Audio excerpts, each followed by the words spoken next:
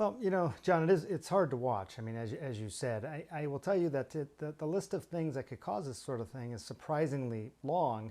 I mean, there are a few things. I think they said he was lightheaded.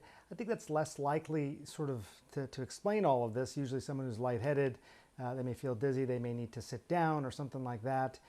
He was frozen sort of in place. This freezing sort of episode of his body, of his face, of his speech, of his hands. His hands are clenching the side of the lectern. You can see his aide coming over there and trying to sort of lift his hand, sort of frozen in place there for about 30 seconds this time around as well. So is this some sort of Parkinsonian-like sort of thing? When someone's medications are wearing off, sometimes they can freeze like this.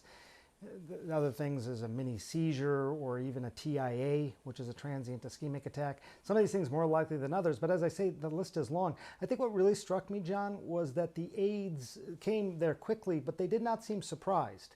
So as you mentioned, we've seen this twice, but you get the sense that this happens quite a bit because they kind of knew what to do.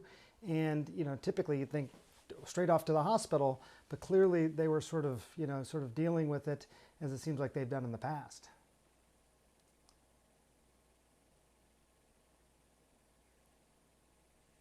Yeah.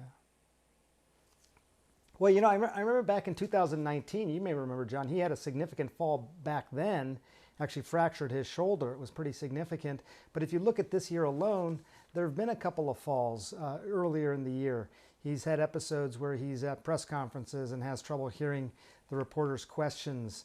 Fell again in July, and then it was the end of July where he had this previous episode that, again, could best be described as freezing while talking to reporters. Same sort of thing you just saw that happened today. So there's been a few. We know he had polio as a child. That's affected his walking, but he does have, he's had significant falls. He also has this sort of what we call sometimes in the neurological world masked face, masked facies, where you just don't have as much expression.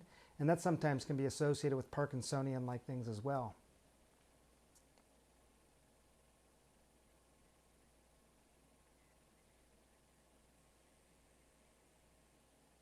Right.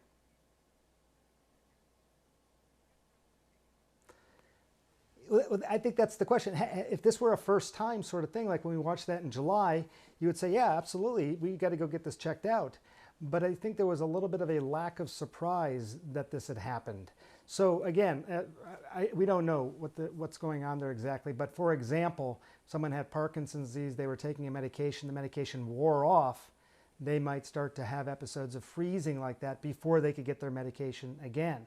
And he does have these periods of time where he has these episodes, but then he seems, as Manu reported earlier, seemingly fine a short time later.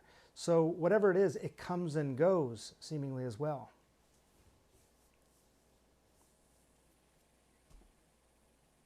Got it. Yeah.